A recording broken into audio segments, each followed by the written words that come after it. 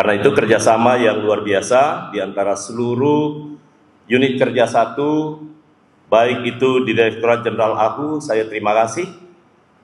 Karena ini sebenarnya baru mau dievaluasi, tapi tidak apa-apa saya sampaikan apresiasi saya kepada teman-teman semua. Pada AHU, luar biasa, kita sudah bisa membantu program Bapak Presiden untuk mewujudkan operasi Merah Putih, Desa Merah Putih ya, dengan jumlah yang luar biasa, 83.000. Yang kedua juga, Direktorat Jenderal AHU sudah membuat layanan khusus untuk pendirian yayasan yang terkait dengan makan bergizi gratis. Dan juga luar biasa orang yang mendaftar untuk mendirikan yayasan dengan bagian di belakangnya jelas kelihatan ada MBG-nya. Tapi saya berharap nanti teman-teman di AHU masih banyak persoalan yang perlu kita benahi. Keluhan masih ada, tetapi saya apresiasi respon cepat, terutama Pak Gito. Mana Pak Gito? Makasih Pak Gito selaku Dir IT ya. Cepat sekali, walaupun saya tahu kemarin dalam laporan kinerja yang kita keluarkan, total layanan di administrasi hukum umum yang permohonan yang masuk lebih dari 12 juta. Penyelesaiannya pun juga luar biasa, 98,42. Itu artinya ada 0,54% yang belum bisa diselesaikan. Angkanya kecil persentasenya. Tapi kita tidak boleh berpuas diri. Karena kalau 0,54 dari 12 juta, kalau dia 1% berarti 120.000 layanan yang bermasalah, yang tidak mampu diselesaikan oleh. Kalau dia 0,5% berarti 60.000 layanan permohonan yang harus dipercepat verifikasinya, yang harus dipercepat penyelesaian dan dicarikan solusi untuk perbaikan. Saya tahu teman-teman di BOD, AHU, tiap hari saya monitor, rapat, kalau ada kendala itu bisa segera diselesaikan dengan cepat. Dan sekali lagi ini sebuah respon yang positif, yaitulah transformasi layanan, transformasi birokrasi pemerintahan yang akan kita tuju. Respon cepat terhadap keluhan itu. Kedua, Direktorat Jenderal KI. Banyak hal yang kita lakukan sebagai sebuah langkah yang sangat progresif sebagai sebuah bangsa. Tadi pagi saya meresmikan atau membuka sebuah FGD yang diinisiasi oleh Kementerian Hukum, yang seharusnya bukan tusi kita, yakni FGD tentang pembiayaan berbasis kekayaan intelektual. Bapak Ibu sekalian, ini ide tentang pembiayaan berbasis kekayaan intelektual ini persis sama dengan proposal kita terkait dengan royalti yang dulu, yang saat ini sementara kita garap ya. Ini kami dapat dari hasil General Assembly di WIPO kemarin, bahwa ternyata negara-negara maju memberikan perlindungan yang luar biasa dan pembiayaan kepada semua karya-karya yang berbasis inovasi. Dan akhirnya saya berkesimpulan setelah saya melihat 14 negara sebelum kita, semua negara yang statusnya negara maju pasti menyiapkan pembiayaannya yang basisnya adalah kekayaan intelektual. Entah itu paten, merek, hak cipta, dan lain-lain sebagainya. Alhamdulillah, dengan usulan Kementerian Hukum di Direktorat Jenderal Kekayaan Intelektual, pemerintah sudah menyetujui mengalokasikan 10 triliun rupiah di tahun 2026 untuk pembiayaan berbasis kekayaan intelektual. Ini lompatan-lompatan yang jangan dianggap sepele. Ini yang kita bangun bukan membangun 1-2 orang, tapi yang kita bentuk adalah ekosistem. Ekosistem yang kita bangun, Bapak Ibu sekalian. Layanannya ada standarisasinya, tapi kalau ada perlindungan terkait dengan kekayaan intelektual, kita harus memikirkan bahwa kekayaan intelektual yang kita beri perlindungan harus punya manfaat ekonomi.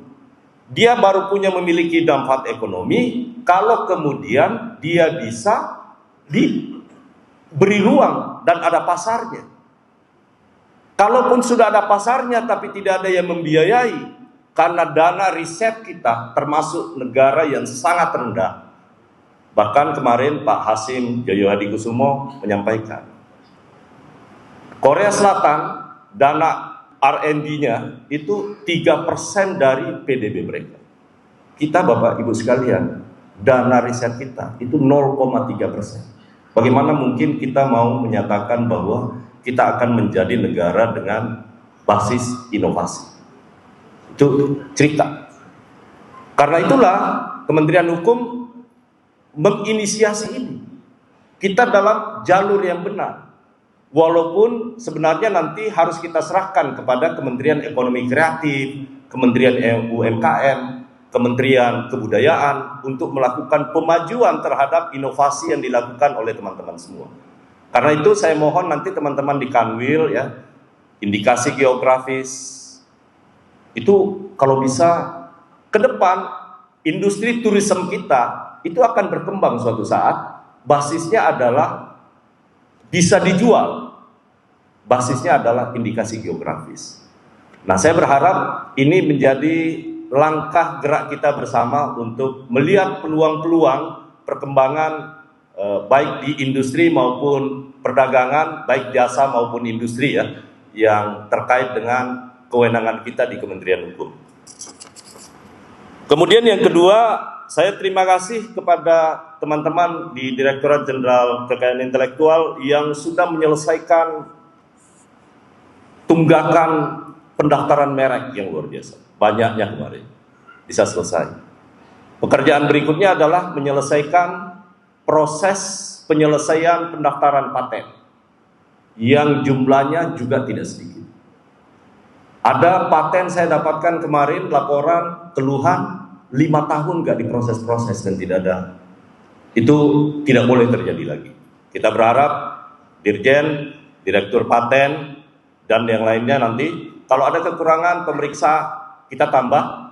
Tapi yang paling penting ke depan proses pemeriksaan substantif nanti itu wajib menggunakan artificial intelligence.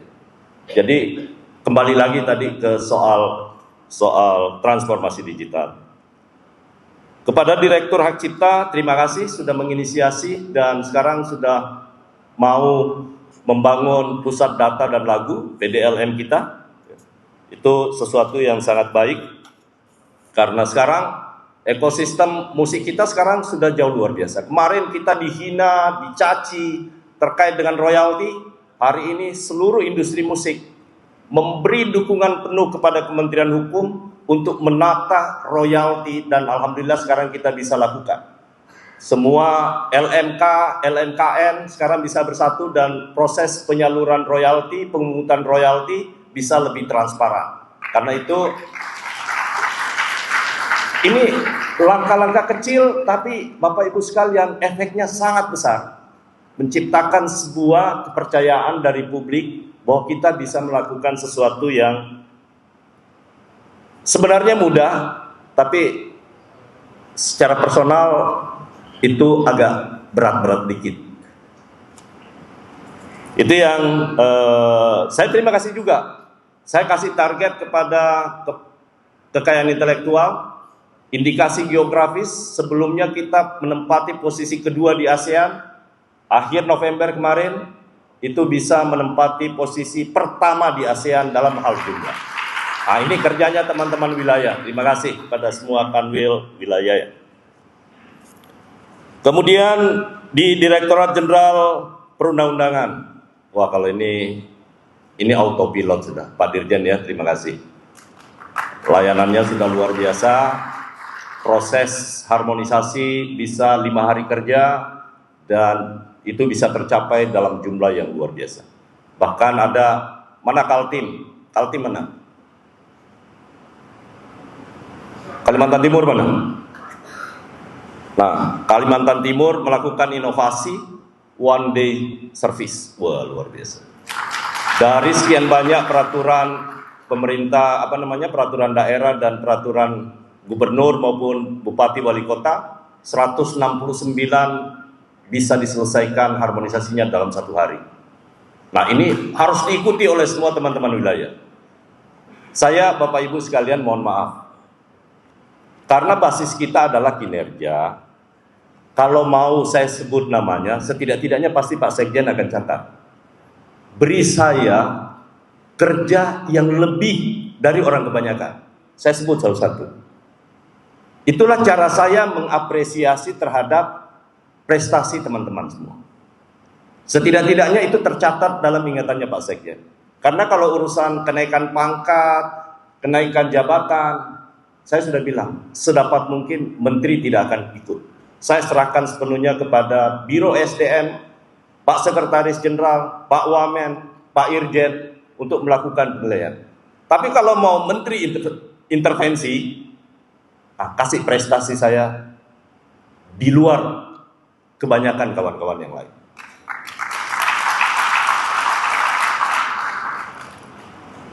Terima kasih Pak Dirjen ya. Kemudian BSK. Bapak Ibu sekalian, dari awal saya selalu bilang begini. Sebagai seorang leader, saya banyak belajar dari teman-teman di swasta. Kalau seorang leader semua mau mengerjakan hal-hal yang teknis, ya udah jadi manajer aja. Itu kerjaan manajer. Kalau seorang leader itu yang paling penting ada dua, Bapak Ibu sekalian. Yang pertama, dia harus fokus untuk menyelesaikan satu masalah. Dia tidak akan pernah berpindah sebelum yang pertama itu selesai. Yang lain tetap berjalan sebagaimana adanya. Yang kedua, delegasi kewenangan. Hari ini saya delegasikan semua kewenangan saya. Bahkan hal-hal yang sangat prinsip pun semua saya delegasikan. Tugas saya mengawasi. Kalau kemudian delegasi ini bisa dilaksanakan secara baik, sesuai dengan tatanan yang kita buat, saya akan teruskan. Tapi kalau ternyata ada penyimpangan dari delegasi yang saya berikan, mohon maaf, saya akan tarik kembali delegasi itu. Nah ini kan alhamdulillah sampai hari ini nggak ada. Artinya di Kementerian Hukum semua bisa berjalan sebagaimana mestinya. Termasuk kepada BSK Bapak Ibu semua. Pak Andri sudah membuat bagaimana membuat badan strategi kebijakan. Sekarang statusnya adalah termasuk salah satu yang unggul di antara seluruh kementerian kita. Bentuk penghargaan saya atas prestasi yang didapat oleh teman-teman di BSK, seluruh kebijakan di Kementerian Hukum, apalagi yang bentuknya peraturan Menteri Hukum, tidak akan saya tanda tangani apalagi menetapkan kalau tidak disertai dengan kajian yang dibuat oleh BSK. Itulah apresiasi saya supaya kita terbuka semua. Jadi tidak ada. Apapun kebijakan terutama yang berdampak keluar, itu wajib harus ada analisa ataupun yang disebut dengan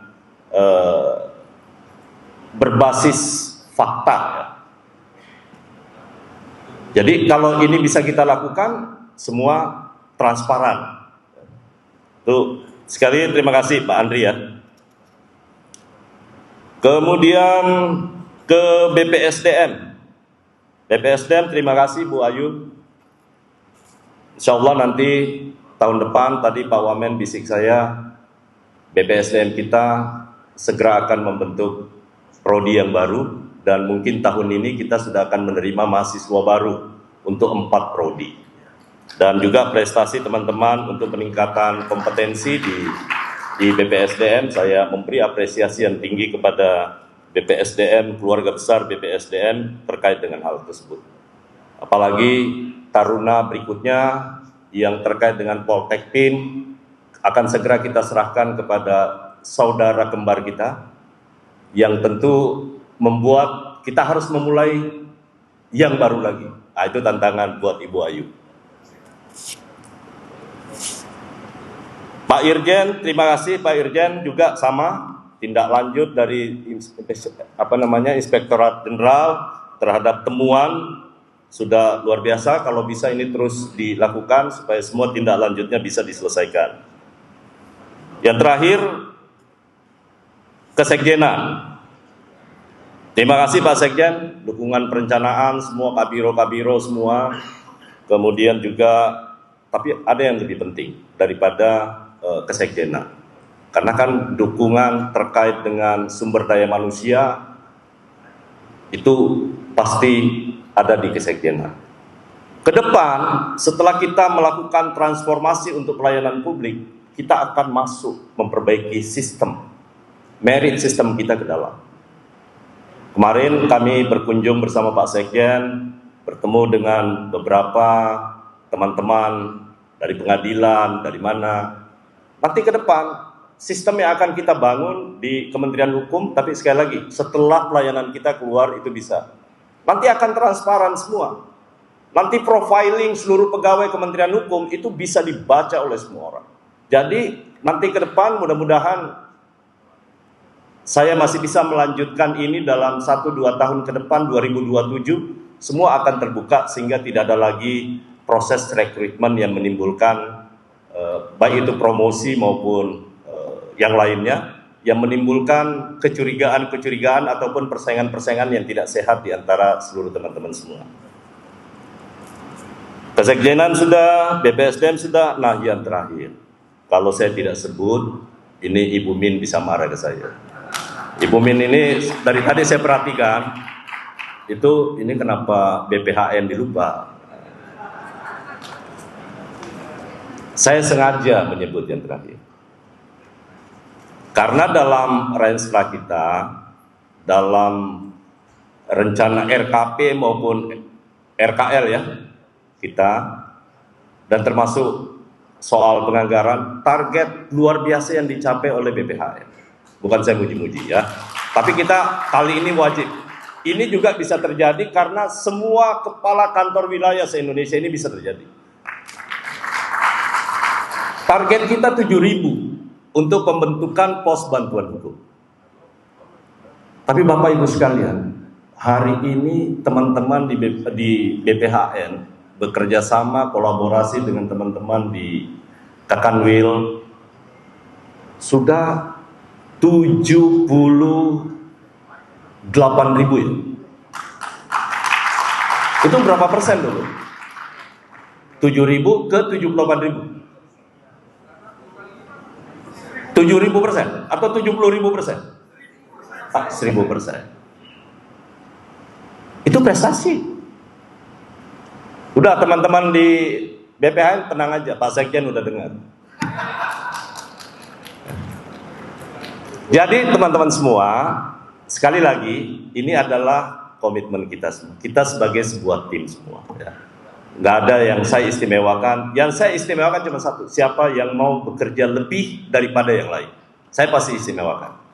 Karena itu, di antara semua unit kerja, saya mohon dengan hormat, kalau ada satu orang yang saya tugaskan, itu lintas unit kerjanya, jangan dipersoalkan.